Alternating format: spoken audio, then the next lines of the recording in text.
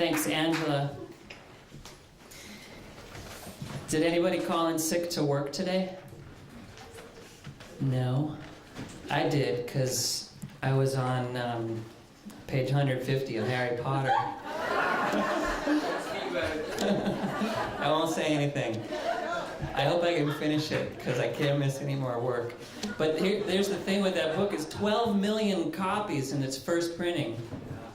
And I got mine at Bailey Coy on Friday at midnight, and the line went all the way down to the next street. I guess that was Republican, and then up Republican. And it just gets me excited, because when people read, good things happen. So I can't wait till a 12 million selling poetry book comes out.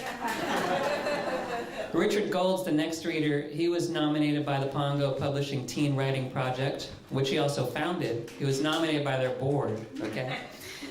The Pongo Teen Writing Project is a writing therapy nonprofit that serves homeless, incarcerated, and hospitalized youth.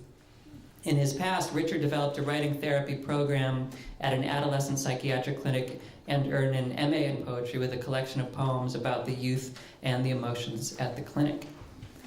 There's more credits, but you can read them on the handout that's on the bar if you haven't gotten one already. And please welcome Richard Gould.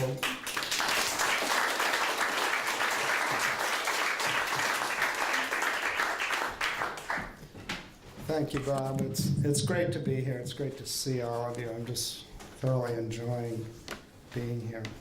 I'm going to read some poems from Youth and Juvenile Detention. The idea of the poet Populist as an advocate for democracy, to me, that means everyone has a voice, everyone's treated with respect, everyone's treated fairly. And so I wish I had time to talk about all that I've learned from the work that I've done with youth. But I want to make a few quick points. One is that we say to the kids right from the heart about who you are as a person.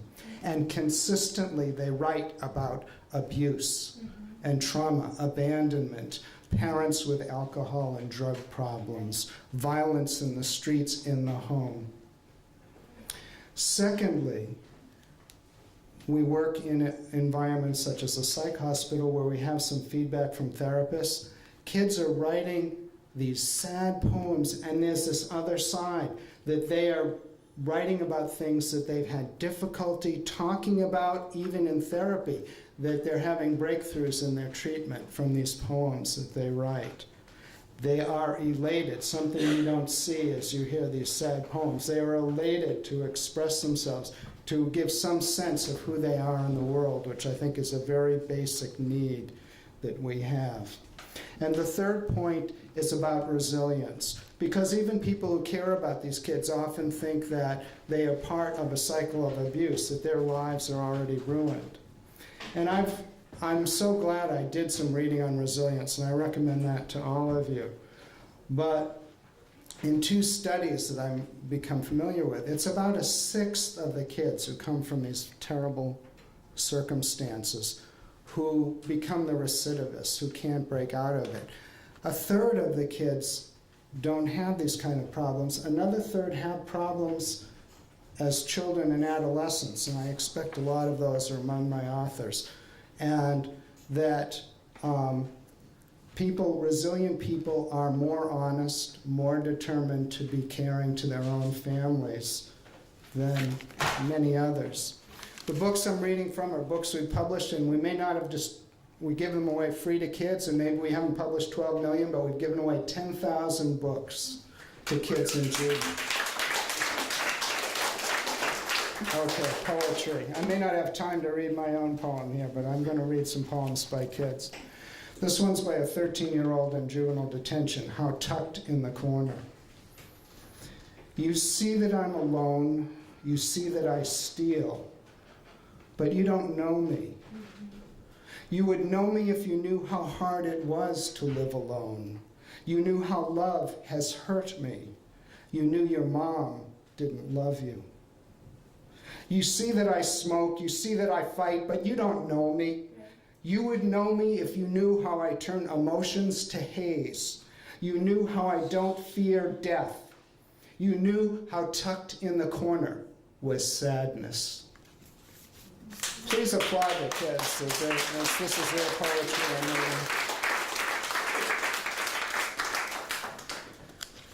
This is by a 14-year-old girl in juvenile detention. Who am I? When I was born, I thought I'd be an innocent child, but now I'm here in juvenile.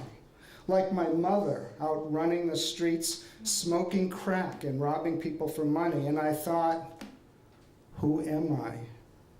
I lost my virginity to a guy I didn't know, hanging out with older people who wanted to get in my pants, thinking I could get in the game. And I thought, who am I?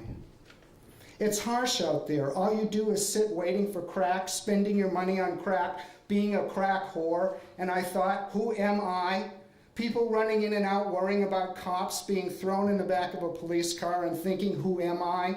And now I sit in my room thinking what to do with my life. Be like my mother or be like myself. I'm ending up like her, but I'm different. I can change my ways. I'm not like anybody else. And I thought to myself, that is who I am.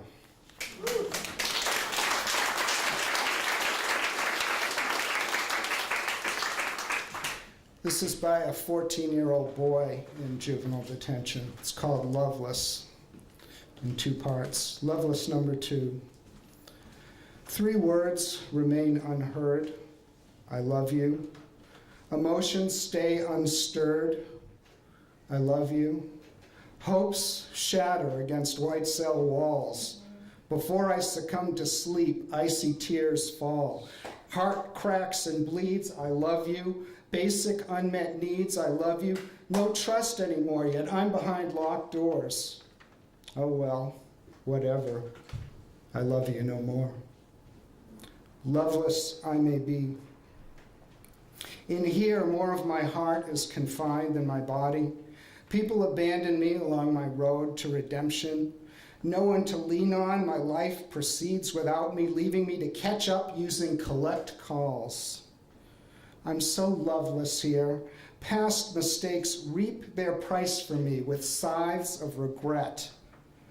Loveless I may be, but I love being loveless, not loving myself. I'll be out with the roll of the dice. Can you give me a time? 1 minute? Okay. I don't have time to read my own poem, but I'll read another one by a teen here. Just Another Girl.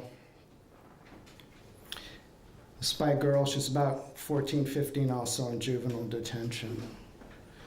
It could never happen to me, could it? Raped like my mom, would it?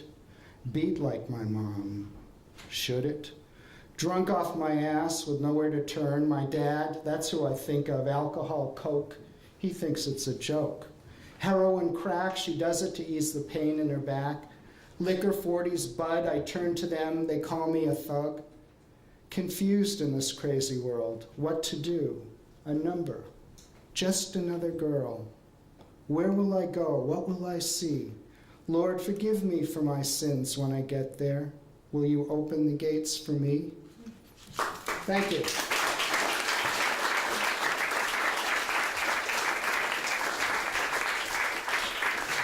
Thank you, Richard. Richard Gold.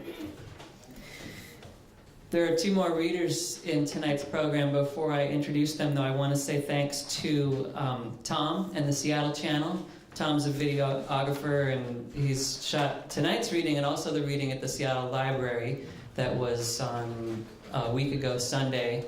To Frank Video, Nick Licata's legislative assistant for the arts specifically, who is doing not only helping manage these videographies, but also making a documentary of the poet Populist. Some of you have been interviewed for that. And also, I think that the public library reading might already be up on poetpopulist.org. And this one will be soon, so you can have your friends who missed it go to the site and check out the readings, and of course, vote. John Olson was nominated by Filter Literary Journal He is the author of 7 collections of poetry and prose poetry, and has a forthcoming collection on Black Widow Press in 2008 called Backscatter, of new and selected work. John has many, many credits, which I won't read, but I do want to read this quote from him about poetry. He says, "It's what gives our language its essence and rapture, its muscle and reach. It is the full comprehension of the mind's independence and freedom, the spurt and urgency of its plumes and pearls. It is the lifeblood of a culture, the pulse of its meat and meaning." Now you get to hear the guy who wrote that, John Olson.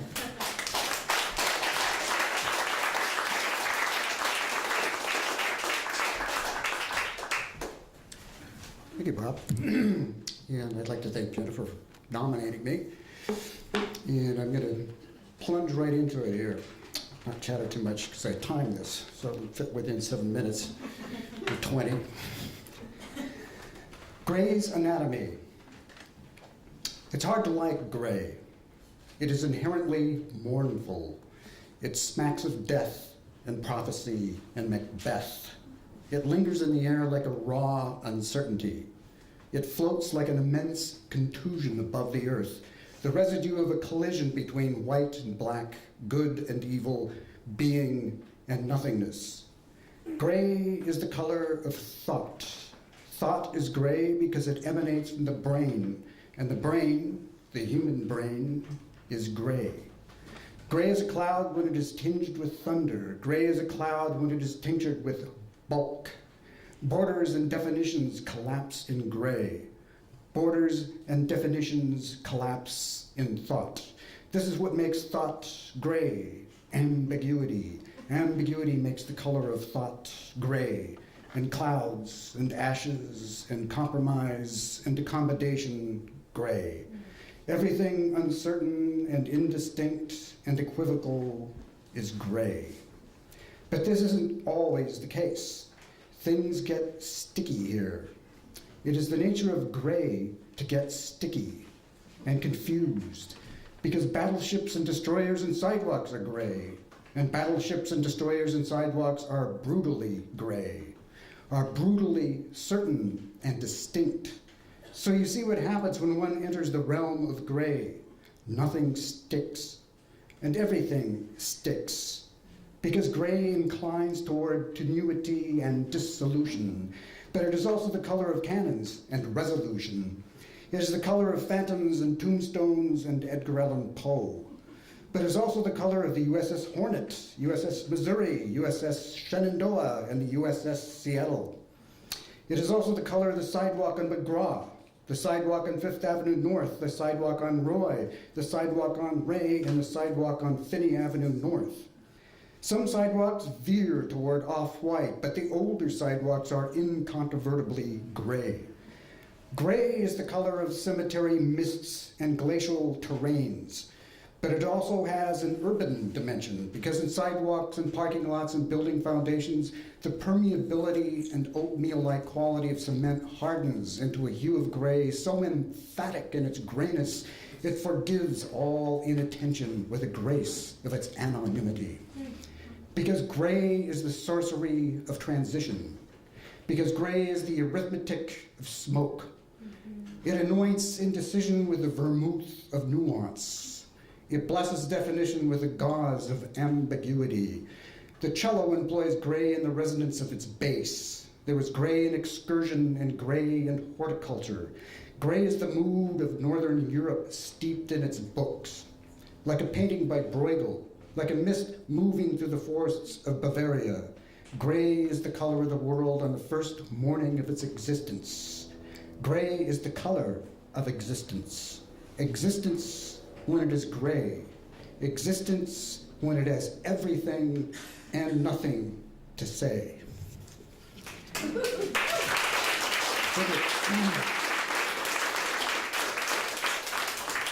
And this one's called Open House. Let us go into the house. It is a big house. It is larger than an igloo, yet smaller than a violin. Let us become acquainted with its tints. I see a red door and I want to paint it black. No colors anymore, I want them to turn black. There are volumes in the walls and fur in the furniture. The wind is outside, it blows around, spreading description. Various holes terminate in mud. The plumbing maneuvers water. The plumbing cannot be seen, it is inside the walls. We know it is there because we can hear it gurgle and hiss. It offers faucets and taste. It offers figures and rain. One by one, the walls reveal art. This is a Matisse, this is a Picasso. See how the highway becomes a thick endeavor. We must endeavor to understand endeavor. All highways endeavor to take us places. Highway 61 goes from Mississippi to Chicago. Meanwhile, the house protects us like a fullback. The house wanders through its lines like a cave. The house comforts us and completes a mosaic of cups. There is a balloon inside whose radius is blessed with plywood. Sheetrock provides section and shape. The windows provide songs. The doors provide knobs. We experience the floor as a form of intention. It protects our feet from rocks and opposition. The carpet enhances the sensation of the spine. It beckons us to walk on it. It beckons us to lie on it. It introduces us to beckoning. It introduces us to the weight of our bones and the climate of our skin. Photographs on the walls make life appear hysterical and wicker. The space in the house is fluid. We are bathed in divertimento. Deliveries occur in the vestibule. A subterranean moon implies the garage is a coin of music. But in actuality, the garage glides into our perception as an adjunct or mass. Mass pertains to volume as volume pertains to distribution, and this results in a house of language. Videos woo the lure of the fable. Their stories open us to possibilities of sepia. Our bodies are fables of skin and blood. The skull is a house of bone. The brain is a house of nerve. These are metaphors. The metaphor is a house of sticks. Skeletons swarming with Rembrandt. Hefty emotions of light and shadow, alternating links of phosphate and deoxyribose. If a man dies, shall he live again? And in what house? A chip off the old block. A chip of benefit which benefits from rock. Wonder is a chip of immersion in scope. Abstraction is a house of spheres and charcoal. We all live in a yellow submarine. We all live in a house of language, our house of being, our house of non-being, our house of nothingness and bunting, our bungalow of Bonnie Clabber, our house of Poland, our house of Greece, our house of Babel, our house of books, our White House, our Black House, our house of jelly and ink. Thank you.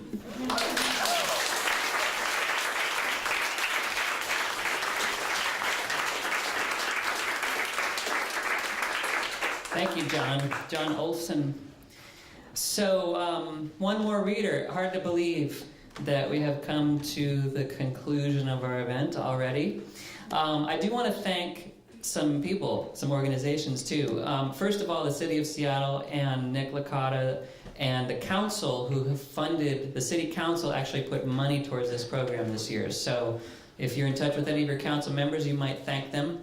Also, thank you to 11th Hour Productions, who is the fiscal sponsor of this program and also helped a bit with the promotions.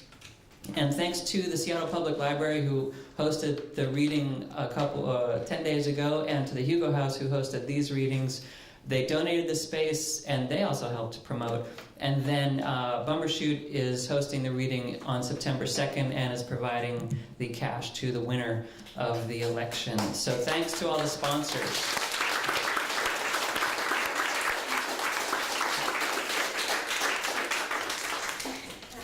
Cody Walker was nominated by Seattle Arts and Lectures. He teaches at the University of Washington, where he teaches English and also poetry through Seattle Arts and Lectures Writers in the Schools program. He also serves as a writer in residence at the Richard Hugo House Cottages in Belltown. He received the 2003 James Boatwright III Prize for Poetry from Shenandoah and the 2005 Distinguished Teaching Award from the UW English Department. Please welcome Cody Walker.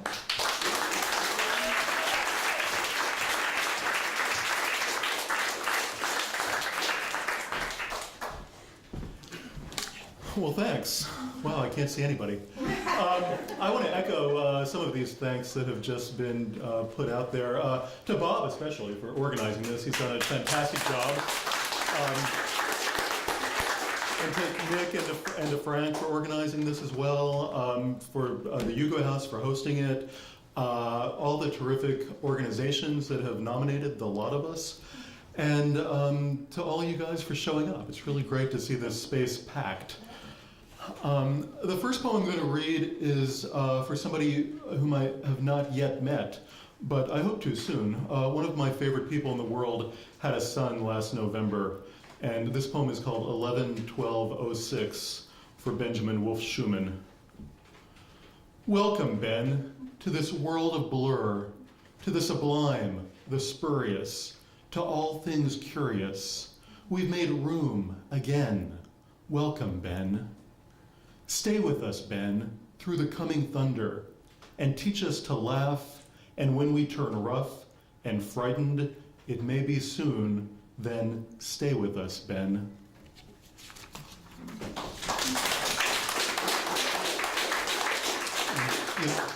You know, most of the rest of my poems are really short, so you probably don't want to clap between each one. You might not want to clap just because you don't like them, but anyway. This next one is called 4 Poems. Iago shoplifting at QFC. Some wax dental floss, a packet of fennel. Who will miss these things? Iago figuring out his deductions. My Rottweiler, he's like a child to me. Iago returning a Chumbawamba CD to Tower Records a week after purchasing it. This isn't the one I meant to buy. I didn't tape it. My tape player doesn't even work. Iago sending personal mail by putting the intended recipient's name in the return address space and then not affixing a stamp, thus creating a return to sender postal situation.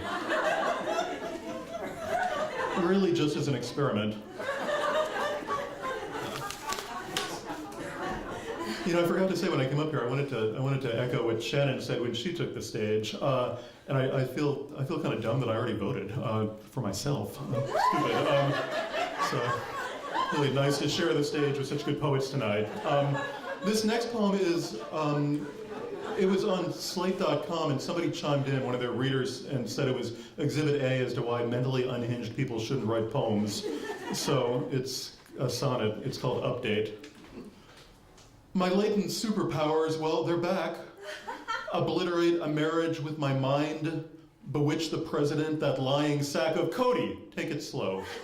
In time I'll find, please note I'm speaking as my therapist, the equilibrium that time affords. I've also rerouted, I have a list. 1, my neural pathways, and 2, some fjords.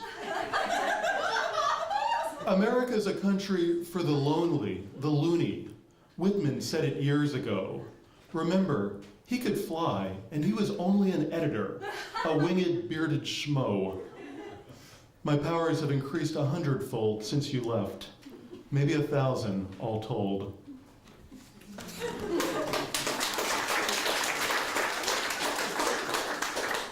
The vegetarian sustains an injury.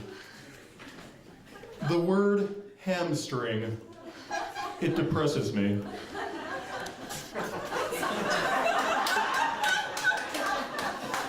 This next one is a prose poem, and it's called Submission. It has an epigraph from a no longer extant website, jayskids.com, that goes like this. A massive search is underway to locate the children of recently deceased legendary rhythm and blues singer Screamin' Jay Hawkins, who, by his own estimation, fathered 57 children. If you believe you are or know of one of his children, please click on submission. So, submission. Hawkins seduced my mom in the fall of 1966. They were watching the TV show Pistols and Petticoats, and they were at this party, and there was a lot of tie stick going around. The next morning, Hawkins took my mom to a voodoo basement where people practiced alolagmancy, which is a way to predict the future based on the howling of dogs. The voodoo people told her that she would have a boy, and that the boy would swim through troubles like a frantic rabbit and emerge shining and righteous and dry. My cousin's stepfather's ex-girlfriend told me this story. In a lot of ways, it keeps me from killing myself.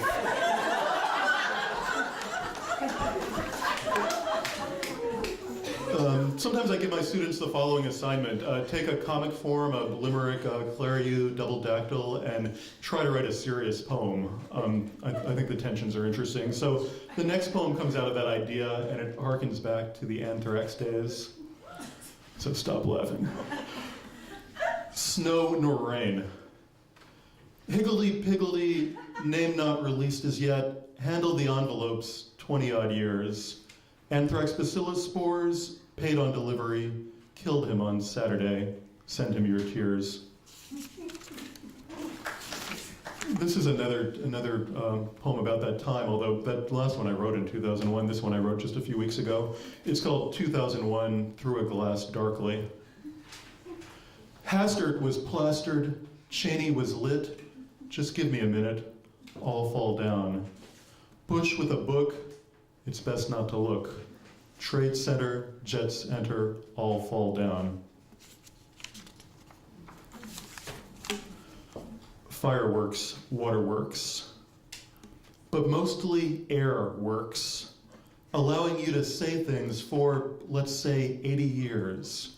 Finally, when air doesn't work, Earth works. Coming. Abbott and Costello, the Alzheimer's years. Who's on first? My son? I have a son?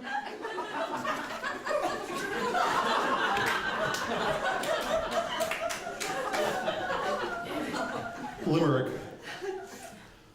A new class of antidepressants is targeted at adolescents. They lose track of time, of meter, of rhyme. It's really sad.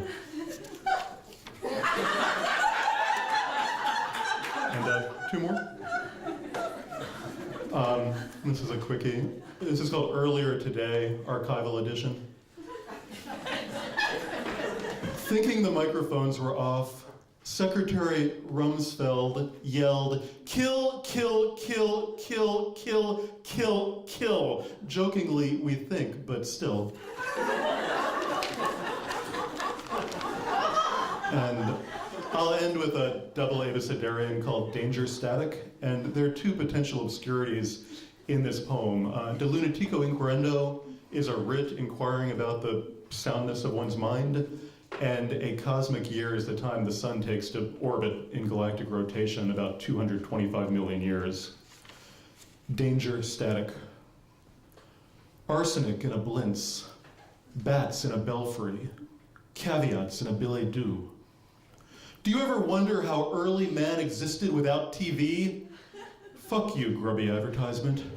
Hey, Helena Bonham Carter, hold me in your arms. I have a crush on you, Helena Bonham Carter. Jury duty in Iraq, KKK at the A&P, Loss, De Lunatico Inquirendo.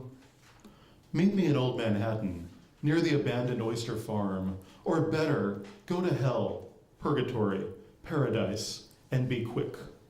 Question: did horn dog LBJ really have oral satori sex in hotel bathtub? Tongues are wagging. Ugh. Oof. Vaporize me, Waterlord. Xanadu in ruins, cosmic year complete. Rub, dub, Zagreb, who cares? Yugoslavia. Thank you so much.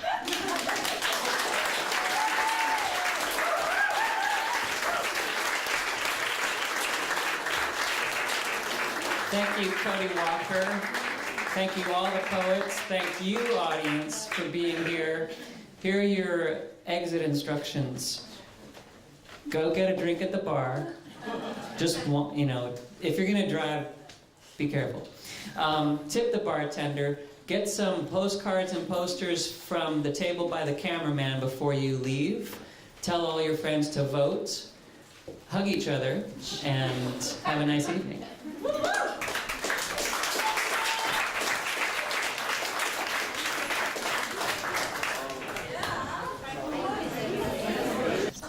Are you getting tight to it now, or are you kind of? I'm getting, if you're Great. talking about something specific, Great, I don't. great, okay.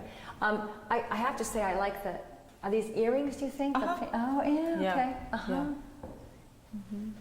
Yeah, those kind, and the shades, the hats, I mean, the whole, it's such a mix of kind of street tough and traditional, and they're rather burly and good looking. Yep, that's what you find. Is it a fairly macho culture?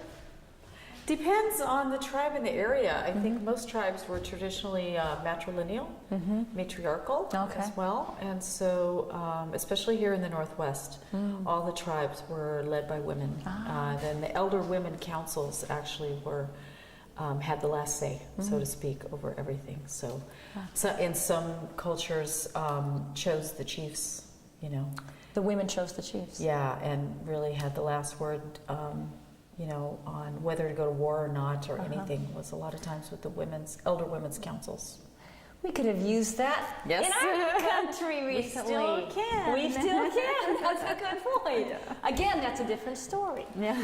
This is a cool piece and a very pretty powerful piece. What's the title of this? Yeah, this is Crazy Horse. Crazy Who was Horse. one of the leaders of the Lakota people, one of the biggest, one of the last warriors there on the plains with the Plains tribes, and I'm sure this is representative of the Holocaust, probably in the Plains. Yeah. And this would be, I wonder who that represents specifically. I don't know. I'm not sure who that one is. This one is definitely Crazy Horse because of the Crazy Horse monument. This is the way the monument is. Their answer to Mount Rushmore is they're doing this Crazy Horse monument up in the Black Hills, and it's this huge mountain that they They're are. carving it? It's huge. It is. And this will be the image. This is the image. It's Crazy Horse riding on Yeah. his horse with his finger pointed like this. That's how I know. Oh, that's going to be a great place to Oh, take it's amazing. take will your family them. and take a trip and really see that for real in person. It's beautiful. And this again, now the very, okay, the woman, man. Now we haven't seen that yet. Right. Yeah. This one's one of my Them. favorite. So you tell me when? Here and Oh, this is beautiful. Oh, the woman and man. Tell me about this piece. Yeah, this one is really one of my favorites. I love the colors, and to me it's representative of Native American couples. It's really interesting in the last census, stay together. Really? Yeah, divorce rate is very, very low. Huh. Yeah. More compared to other people. Yeah, so that's kind of what this one signifies to me. Yeah. I just love the curves and it's really beautiful. What a beautiful face, very serene, very peaceful, very caring. Yeah, and this is 2 feathers means couple. Ah. 1 feather means a person single, and 2 feathers means couple. So this is just very much a symbol to me. That's beautiful. Well, that answered that. Striped robe guy. Yeah. Striped robe guy dancing. Yeah. Striped robe. Yeah. Okay, so this piece again. There's the couple. He's connected or married or with a partner. And what is? Oh, they'll tell me. There's the crow. What does the crow signify? It's different things with different tribes. I'm not sure about this one actually, but he is dancing. He has his feathers here. He's not a traditional dancer, so I'm not sure what this image is. Because I can't tell if that's a rattle or what. It's a beautiful, beautiful piece. But, In general, so for crows in general mean different things to all different tribes. There's not like sort of one main meaning. Oh, interesting. No, not at all. That varies from place to place. Our culture is really quite diverse. Yeah, it's easy to kind of say it's all that. No, of course not. Well, crows are special. People don't know that much about crows. They actually live to be quite old. And I believe they're monogamous. They're monogamous, and they stay in one area for generations. I love that. I love crows. Yeah, they have incredible knowledge. Very smart animals. Yeah. Yeah. So this guy, the bandit. Yeah, this is, I believe this is an American Indian movement warrior. You can tell a lot of times by the hat, and And of course, he's covered his face. And yeah, you know, we had our militant times also during the civil rights movement in the 60s and 70s, 60s, early 70s. We had the American Indian movement was, you know, alive and well, and really kind of had a bit of a role here because it was the people from Alcatraz that came up and supported The occupation of the occupation of here. Discovery Yeah, Park? right. People came right from Alcatraz here. I know, you don't want to mess with those guys. Oh, no. No, you don't. This one, beautiful. Yeah, gorgeous. Let's see, I'm gonna start tight on that and then go ahead and. Now, these look like women. These are elder women. This looks like it could be kind of a ceremonial dance because we have our hand drum here, shaker, and they're elder women. You know, one feather, so they are single elder women. So yeah, this is a beautiful piece. Is there anything about the hands? Is it just something he might have liked to do, or is there a meaning behind that? Hands do have a meaning, and I can't remember off the top of my head what it is. But you will see those a lot on TP designs, different designs. Yeah, you see a lot of hands. I'm gonna change it here. Again, this very strong female form, female character. Yeah, she looks like she could be a traditional dancer. Yeah. Such dignity. Yes. Beautiful colors. Again, that's what I love about Sam's. And this one again. Oh yeah, her, just her. That's what it's called, Title, her. isn't it? Yeah, she's probably in prayer. Yeah, gorgeous. Praying. Is it Mother? Tell me what the spiritual. What is it? A God? A God? Is it Mother Earth? What is the focus of spirituality? Creator. Creator. Yes, definitely creator and Mother Earth in the spiritual realm. And So the whole world, everything in the world, the natural world, is part of what is worshipped. Would that be? Is that accurate? worshipped. Worship's kind of Yeah. a different term. I'm not sure how you Held would sacred? categorize it. Absolutely held sacred. Yeah, Okay. and that we're all interrelated. And that no one holds really dominion over anyone else, that we're all in balance, and that everything's in reciprocity. When you give, you receive, and vice versa, and that there's a balance. Everything always returns to balance. Oh, I like that. That's wonderful. Well, thank you. You're That's welcome. fantastic. So, Indians.org. okay, so it's you now. I'm rolling if you want to say exactly what that is into the, I mean, Oh, so you have it? no, Oh. no, I'm rolling if you want to. Oh, I just gotta get it so I can get clear on what I want to ask her. UnitedIndians.org, but I'm not sure of the gallery hours actually. Well, they can go there to find out, can't they? Would it be on that site? Yeah. Okay, that's all I care about. And I'm going to point you guys this way because I Okay. don't want to see that door. Okay. All right. So, Whenever you like. okay. Well, thank you so much for being with us. And Susan, this has been a wonderful tour, looking at the art, kind of learning about Daybreak Star.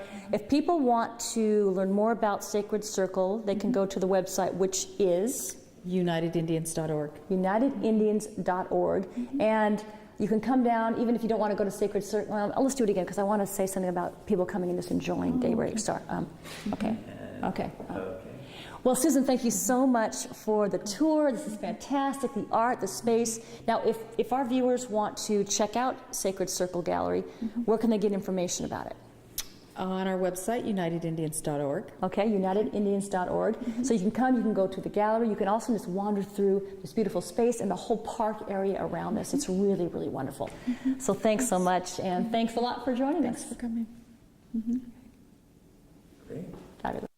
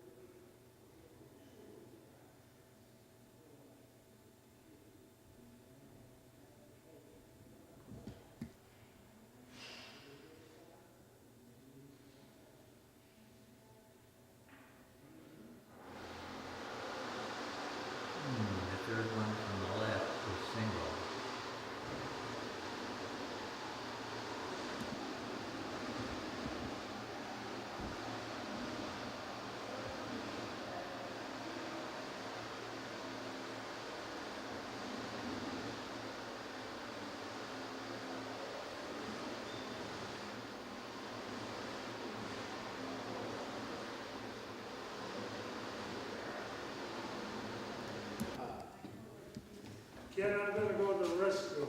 Good. Oh, and you can work your way down the wall, just like I'm not here.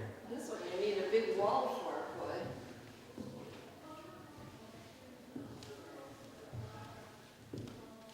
Some interesting pieces.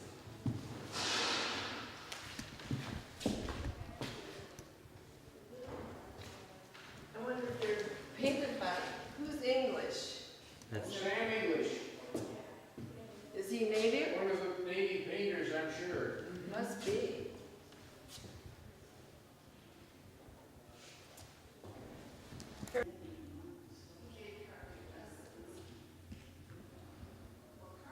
I'm not sure, but I think this is Scott Bakula.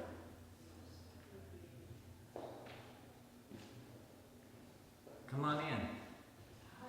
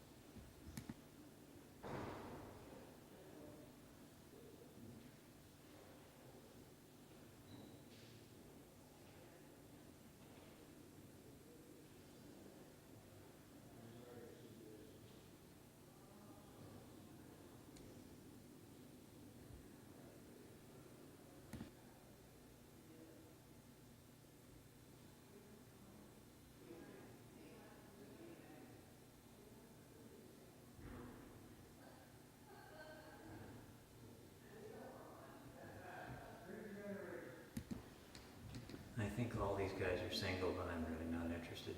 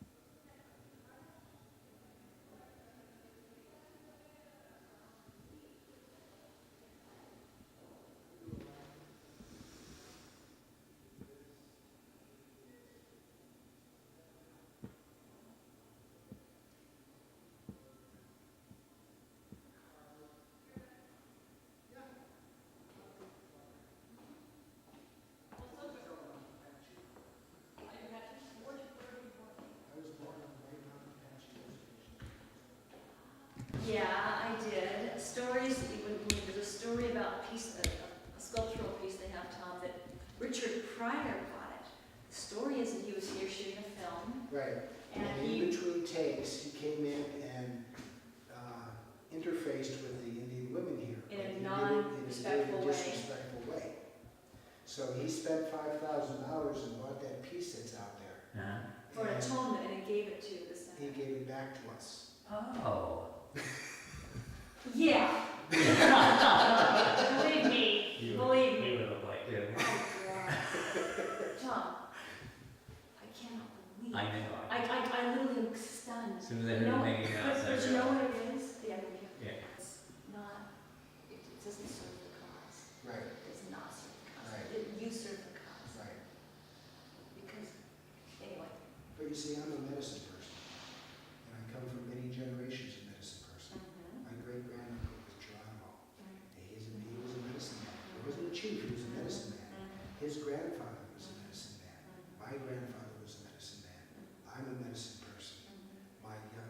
My oldest son, who's 26 years old, is now walking the medicine path. You know, and we have a different, I mean, I guarantee you, I can get more political than any of these people here. I'm not talking about You know, yeah. No. But I realize that there is the human aspect. Well, and that's here's the thing, it's all about what's appropriate. Now, there's an appropriate thing to talk politics. Great, fabulous. But this isn't it. Right. This is about the art. Right. And specific stories about it. Mm-hmm. And things that I've heard and go, oh, that's cool. I want to go there and see that stuff. That's the whole point of this. Right, place. I know. Driving people here. I know. That's it. I know. I'm preaching to the choir. I'm a little bit like, I've never run into this. I've run into this in every museum. In how the person does the work. That's what we talk to, because that's the point. Right. So that's why this is a little bit like, whoa, okay, I didn't realize. It's okay. Yeah, I know. Yeah, we'll just roll with it. We just roll with it. You know, Yeah. it is what it is. And maybe there's a reason why. And if you ever need to come back, Right. I mean, I was thinking that there could be Yeah. a future thing. yeah. In fact, it really. Okay.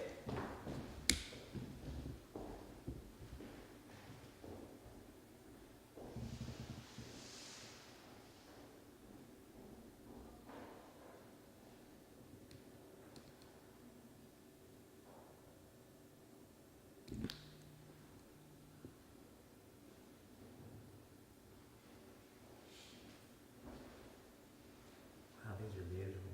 Mm-hmm.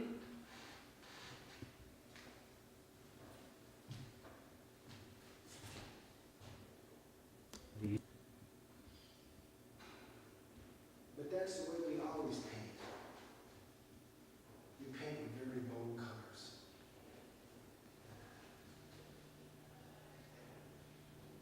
Now, this is not, he's not a Northwest Native American No, artist. he is Chippewa. And the interesting thing about Sam, and I always kid him about this, is he's a Chippewa. Now, they're Great Lakes people. Okay, they're around Lake Superior, Lake Michigan, Central Canada. And it's like, okay, you're Chippewa, this is where your people live, but you were born and raised in Albuquerque, New Mexico. But it's just like me. I mean, you know, I'm an Apache, and I went to that Indian over there. Okay. And I got up here, and I had all these people walking up to me and going, oh, I'm Squamish, or I'm Snohomish, or I'm Puyallup, or so. And I'm looking at them, going, you look awfully white to be calling yourself Indian. Really? So It's not confidently. exactly. So I'm like, You're like, oh, you are definitely lighter, way lighter, yeah. Do you wish you were darker? sometimes I really do. You know, because I mean, that was the color I lived with all my life until I moved up here. I moved up here in '94. What brought you up there? I need to finish this work. So if you go ahead and go, I'll be up in here. And we kept in contact with each other, and I'd come up here every once in a while and visit and stuff. And Stairs for sure. And anything else that we didn't talk. the totem, Yeah, we could shoot that, but she didn't talk about it, but we could shoot it. The which now? There's a really cool totem that was originally down at Pioneer Square, and the city was gonna wreck it. Oh yeah. So they Church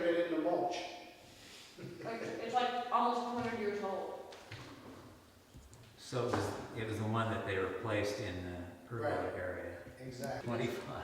25 years. You should make sure that it said, this place sucks. Why is that?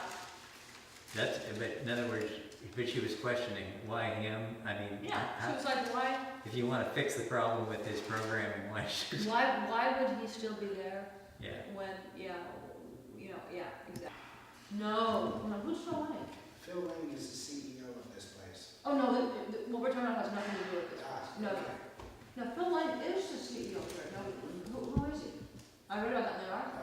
Phil Lane is, he is a Dakota hereditary chief, and he is related to Brian DeLorean. Who's that? Brian DeLorean was a very famous writer. He wrote the book Bury My Heart Wounded Knee, Oh, yeah, sure. which I've never been able to read that book Because? it hurts so much to read this, the way that Indian people were treated back in the 1800s. Horrific. I mean, I went through my trials and tribulations looking for me, and he found me. And How old were you when you were put in this box? 5. And, So they just took you away. yeah. And, Do you remember it? Or are you No. blocked out now? I don't remember that. Yeah. I don't remember. I mean, I only remember a couple of very bad events that happened, you know, when I was 5 years old. But that seems to be the things that we remember the most, are the things that happened to us that are bad. All right. You know, it's just like, you know, you can do 1,000 good things in your life and do one bad And thing. you focus on that. That's what they remember. Everybody remembers the bad thing. But I went through 3 different books. Well, that's nice of it. Yeah, that was really nice of them. I really appreciated that, you know. But, I mean, they knew that they were violating the federal mandate, you know. But it's like, hey, you know, this kid knows who he is. So why are we going to deny him that right? Are you still in touch with them? No, no, they're all dead and gone. Oh, Yeah. wow. But this is like my second home here, you know, because for Commission here for the PBS Arts Series. So that way, we kind of address everybody's vested interests without having to, like, have a curator from staff. Part of the building collection. So, Kind of cool. what I'd like to do is build a speaking series around that, where we bring our artists in and they do the opening proposal, we open up the examination. And then, artists on tours with 2 writers do a speaking series on what is a park, right? A park is kind of a speaking series, and that way people will start coming out and they start getting a little money, but then they actually become a focus for Sheila Garzack's for like,